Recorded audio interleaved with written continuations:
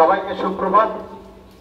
আমাদের প্রিয় ছাত্রছাত্রী, শিক্ষক শিক্ষিকা মণ্ডলী, প্রিয় অভিভাবক এবং অন্যান্য সবাইকে আজকে রবি ঠাকুরের জন্মদিনের শুভেচ্ছা জানাই। আজকে আমরা ওনাকে স্মরণ করছি। ওনার এমন কিছু কীর্তি আছে যেগুলো আমাদের সারা পৃথিবীর কাছে ভারতবর্ষের নামকে ধরে রেখেছিলেন। উনি সারা জীবনই প্রায় লেখনীর মধ্যে থেকেছেন। Of Rabindranath Tagore. Rabindranath Jayanti, also known as Rabindra Jayanti or Pochishe Boishakh. He was one of the India's most celebrated poets, writers and cultural icons. Rabindranath Tagore was a renowned poet, writer, philosopher and artist. He was born on May 7, 1861 in Kolkata. Tagore became the first non-European to win the Nobel Prize in